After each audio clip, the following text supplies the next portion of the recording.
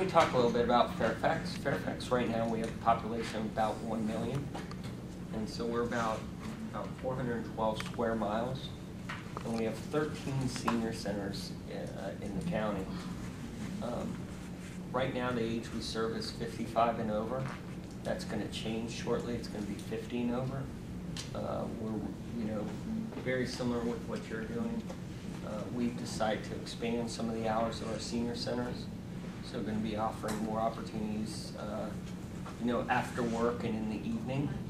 We're finding people who want to have productive things to do, and we're opening up our facilities and training actually older adults to be volunteers to run those facilities without our staff there. And so one of the things that has happened in Fairfax is, as a result of just some budgetary issues, we're not in a position right now to build any more senior centers.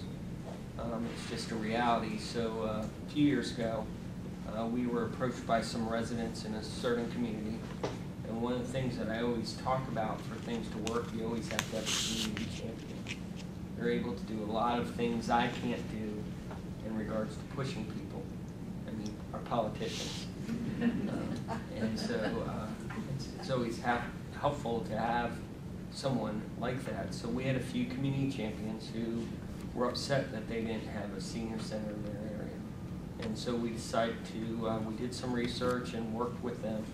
We really brought those older adults at the table up front, and we came up with this concept called the Center Without Walls. And so what that is we have identified places in this targeted community where during the day there is space, for lack of a better word, that isn't being used at all.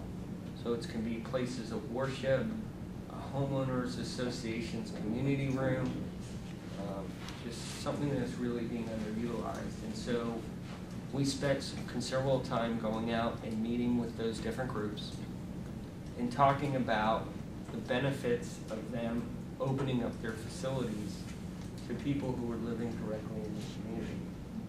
And so we have now probably 25 to 30 different organizations that provide their space for free. And one of the things that we heard, their biggest concern was if we did programming, would they be responsibility from a liability standpoint? So that's where, when I talk about a partnership, it's just not asking community-based organizations to do it on its own. Our county government stepped up and agreed to pay for all the liability programs. And so for a lot of groups offering their space, they're a little bit more willing to do that. So the other premise of the program, and I think this is one of the common themes that I'm hearing, is about 90% of the program is actually run by the older adults. And so we have, when a program runs, there is an older adult who serves as a volunteer building monitor. That person will report back to our staff the attendance. We train them if there's any emergencies. They open up and close the facility. So they've taken a lot of ownership in how we run the program. So right now we have about 800 people who are registered with the Center Without Walls. And on average, we run 4 8-week sessions a year. That's just where we are right now. And so we average about 350 to 400. About half of that mailing list is participating on a regular basis in the Center Without Walls activities. And majority of the activities are around physical stuff.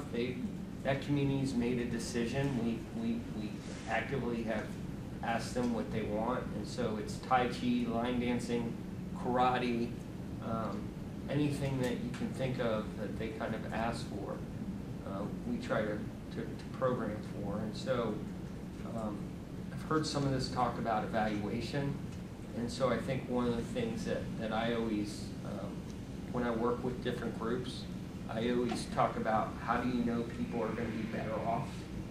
And so that's the terminology that we use, and sometimes I think people look for the perfect in regards to how they want to set up their evaluation tools. And So most of our better off evaluation points are around surveying the people who are in the program. So I know 98% of the people who participate in activities through the Center Without Walls have reported increased socialization and increased health benefits, as well as feeling more connected to their community. So the program's moving in the right direction, and we're starting now to do it in other parts of the county that don't have access to a senior center. I think because it's in a specific neighborhood and community, somebody needs a ride. It seems like it's more easy for somebody to go by and pick them up. It's not an inconvenience. And so there are some natural support networks that I think have developed as a result of the program. And so in the time that we've been surveying, I've never seen anybody in the program indicate that transportation is a problem for them. I was going to ask that question because I spent a lot of my life living in Northern Virginia, and getting around Fairfax is not easy. No, it's not. That's a, I mean, that's a good and so I think measure of the... So I think when it's actually pretty close to somebody's house, I think another older adult's willing to, these are neighbors living next to neighbors, so if they know somebody else is going, they're going to go by and get them. This is the advantage of the villages too, because you get a lot more people volunteering because they're within the village.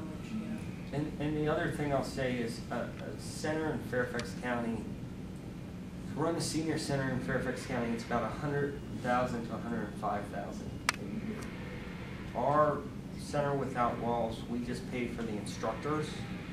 That's about $12,000, and then we have some staff time that we've moved over. That's about 10%, 15% of that person's time. So we're probably spending about $35,000 a year on the program, and then participants pay $5 for an 8-week class. So about half of the instructor fees are recovered through the participants paying for a class. Are you finding that the folks who come to the senior centers without walls are the younger folks then? What kind of age demographic are you finding? At the regular senior center? No, well, both, at the regular I would say at the Center Without Walls, we're definitely getting a younger group.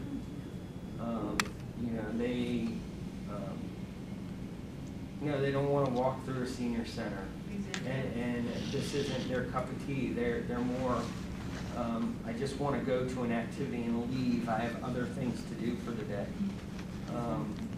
So we're definitely finding a younger group and more active group. But we're also, I would say it's a continuum of leading them into the senior center at some point when they need those types of services. And so I know in our senior centers we've changed the focus. We put a fitness center basically in every senior center. And so somebody walks in, that's the first thing they're going to see. And we charge to go to our senior centers. It's about $48 for a year. So that's recent. So that's basically $4 a month. That's one Happy Meal a month. That's the way I try to sell it. But if you're making under a certain amount of money, it's about $24,000. We cut that in half to $24,000. And so about 50% of people who come to our senior centers actually qualify for the variance. And so that was one of my aha moments. You think Fairfax is pretty affluent, but you have an older population that really doesn't have that type of income to pay. And so I think Center Without Walls is a good model because it's right in people's communities and it's something that they can access pretty easily. Are you finding that people that are engaged in this are then also able to know where they can get more services? I mean, I think half of the battle is just understanding what's available and where to go and get the right services you need at the time, and then navigating to that is the challenge. Well, in Fairfax, we actually are working on how we do our front door for older adults. So all of the different agencies in the county that support older adults, we, come December, we're going to have one number that any older adult or caregiver can call And so that's going to be our aging and disability resource line. So that person calls that one number, and you have social workers on the other side. And so what we found out traditionally when somebody calls and is asking about a senior center or the center without walls, if you do a little bit more prying, you're probably going to find out that they need some additional services. And so it's going to allow us, you know, one of the things we heard when we surveyed is older adults and caregivers were tired about being bounced around. I think nobody wants that. Yeah. And so one number that they can call, that number usually gets, it's a must answer line. And so I think one of our outcomes is we measure how long somebody's on hold, because we don't want to keep people on hold long. I think on average somebody's on hold maybe a minute to a minute and a half. That's not bad if you think about that. And so then they start linking and referring people, just not to county services, but they'll also link people to services like Mount Vernon at home. And so it's just not, it goes beyond just county programming. At the upper end of income level, you hear a lot about people moving into assisted living connected to colleges and universities. And it seems to me that there's a nice connection here, given what you were saying and what Bill just about the younger population wanting to classes be part. You know, in the Villages concept, are there places where they're tied to colleges and universities? Oh, yeah. The concept of the Village is please don't duplicate, but please coordinate all the resources that are available. And in our situation in Fairfax County is helpful to people of moderate incomes, but people of middle incomes get old and die too, as we say. And so we devote our assistance to that group. They have the same problems as they age, being able to get to places and having opportunities and stuff. But yeah, what happens is there are cases in which people can't stay in their homes any longer. I mean, they have a debilitating disease or something like that. And we have groups and we have partnerships with organizations, institutions, and our executive director is a license for long-term care to help these people transition. And this is a wonderful service because most families don't have a clue, including the person who has the debilitating illness. And we found that families are very grateful. But for those who stay in place, we take them to get their hair done. We take them to go shopping. We take them to the movies. We take them if they go out to lunch with a friend. In other words, what we say, we will try to keep your life as normal as we can and involved as we can is really the point of the Village.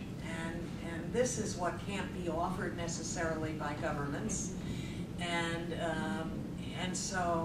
it's all volunteer, which is engaging people, including people who are seniors.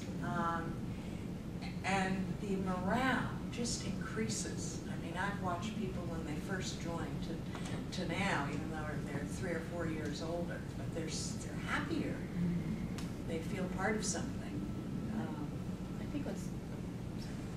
I think what's important is this connections in the community.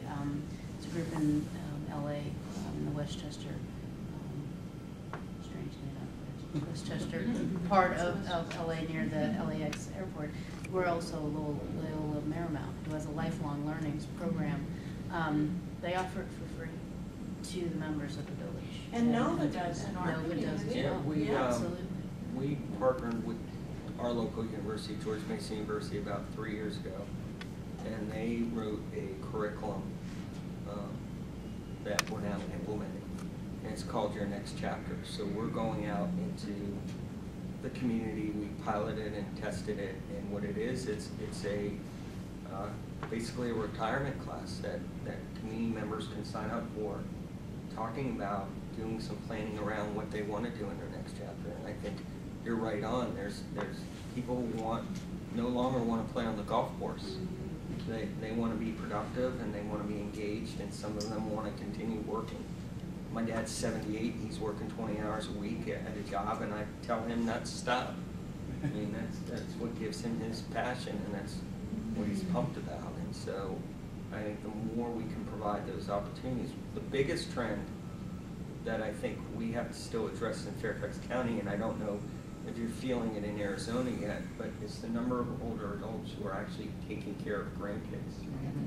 And so that trend, I don't think that's going to go away anytime soon. So how do you create intergenerational programming where if an older adult wants to come and participate in a social activity for the day, they know their child's going to be taken care of. So I think this concept around senior centers needs to change. We need to be thinking more of it in an intergenerational way.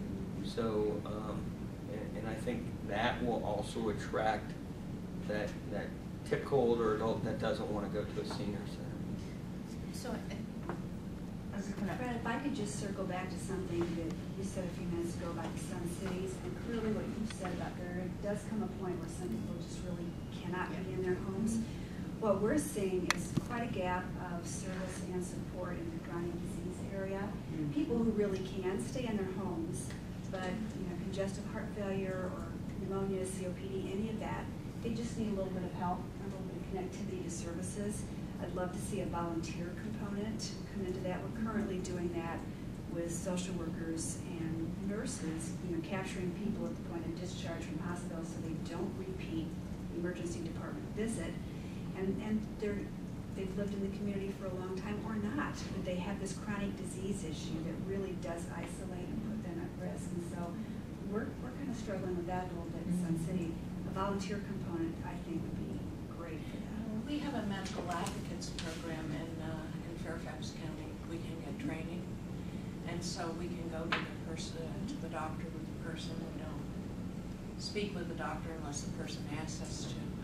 But that's very helpful, and you have this connection. So when people leave the hospitals and have chronic illnesses in the villages, these volunteers are calling them every day, or visiting them, or preparing meals, or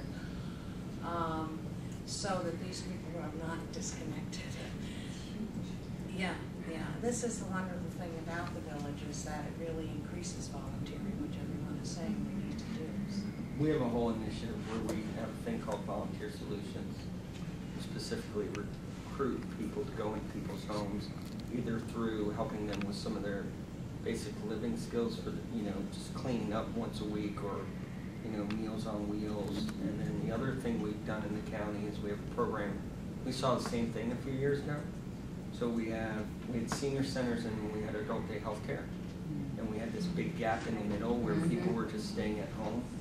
So we've developed this program called Senior Plus. It's actually run by one of our community-based organizations, Easter Seals.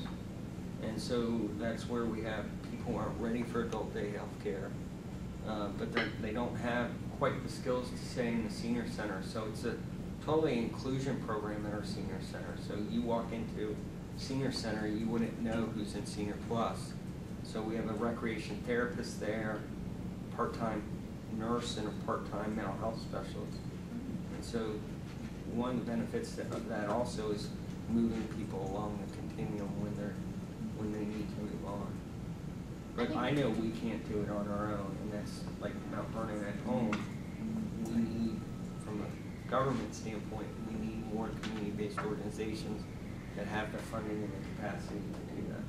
I think one of the things that villages can do is it takes the fear of the unknown out of aging a little bit, and allows people to kind of drive their own focus. And I think that helps in the families, because when you get to that point, you already kind of know where your loved one would like to go, or you have a plan. And so it's, I call them the hair on fire people that show up today, maybe the dissolution yesterday, and they don't know what to do. And well, how do we do it in a way that it honors our loved one to be able to go and not feel guilt about putting them somewhere they don't want to be. And so I think there are a lot of villages at home in Chesapeake, I think Mount Vernon probably does this too, and just kind of sits down with the member and say, you know, what's your bucket list? Where do you want to be? What do you like to do? You know, getting from them, kind of gleaning A lot that of out. educational sessions. Absolutely. Yeah. And then there are also villages that are taking folks on tour of assisted living facilities Yeah. or independent, just to, you know, so a lot of people won't go in the door, Yeah. you know, and you don't know what's behind the door, but just to give them an idea of what are the preferences, what are the opportunities out there, so you can check what I know want to go there, or that wouldn't be so bad, or it's not as bad as I thought it was, or so that you can kind of get that mindset already set up, so that when it becomes an issue, when it is episodic transition, when you have those situations, you have that opportunity. I think the other critical, one of the opportunities that we have within, because capital impact not only is the villages, but also the greenhouse replication initiative, which is the small homes skilled nursing. And one of the things we're trying to figure out is how can we also have greenhouses set into neighborhoods that have villages, so that it's not, you're not leaving your community as a whole, but you need the extra level of, these are small homes that look like houses, so they're not an institution. I think we're warehousing a lot of our seniors away from their community, have to leave where they are, and so is there a way that we can connect them to that? The concept of future housing solutions is going to be very important, because it's not so much living in my house as long as possible, but staying in my community with people that I know. And so those are the solutions that are needed when the housing situation, in a sense, becomes impossible. But the other solution, even for some chronic illnesses, is home health care. And we vet home health care agencies, which are growing by leaps and bounds because of this whole new population to serve. And they can be very helpful, and they come at different levels, from companionship to 24-hour nursing. And for people that may have a chronic disease and their mind is okay, home health care may be a solution as opposed to having to go to an institution. I was thinking of situations which we have occasionally, people with massive strokes. There's no way, if it's very damaging, that they can go home easily. Who have advanced Alzheimer's. Those are situations, although in our community we have people who take care of their spouses until the very end with Alzheimer's. But they use home health care in our community. And the village has been able not only to vet these places, but when they put them on the list of calls, we watch how they take care of people. And we have literally fired one or two that a person didn't show up one day. So it's really, really important that people feel that when they have these people in their house, it's going to be safe and reliable. And many of them then, if you're a member of a village, give you a discount because they see this as good business. And so that's another alternative. These businesses are coming online very quickly, and some of them are very good. Do you have a comment? I was just going to mention that, I think one of the exciting things about being in this space is that there is a lot of opportunity for innovation, and I think there's just going to be more and more of it, whether it's different housing opportunities and co-housing and that sort of thing. And I just wanted to mention in terms of the chronic disease, one model that I worked on previous to where I'm at now was with a women's organization in New York City called the Transition Network, which is designed for women 50 and older going through different life transitions. And the founder of that organization had started it when she was 65. 7 or 8 years later, she's in her early 70s and things are starting to go wrong with her. So what she wanted to do was to be able to mobilize her networks to enable that network to help her through episodes of illness and disability, and then make that available to the entire community. So we ran a pilot program called Caring Collaborative, which is a very cheap, inexpensive way to organize the goodwill that exists in any informal community, whether it's the Transition Network or Alliance Club or an alumni group. And what I thought was great about it, there were 2 tracks. So we had a volunteer service corps that could go in and help you get to the doctor, take notes, bring you some chicken noodle soup if you have the flu. It really depended on what your need was. But the other great component of it was that these women were willing to share their experiences in the healthcare system with both themselves and with spouses. So we had people who had taken care of a spouse with Alzheimer's disease, who had a breast cancer diagnosis, who had hip replacement surgery, take that experience and help inform that decision for somebody who was going after you. So we had a time-making component in that as well. So if you gave an hour, you got an hour, and that was really designed to sort of get over this reluctance that women especially have to ask for help.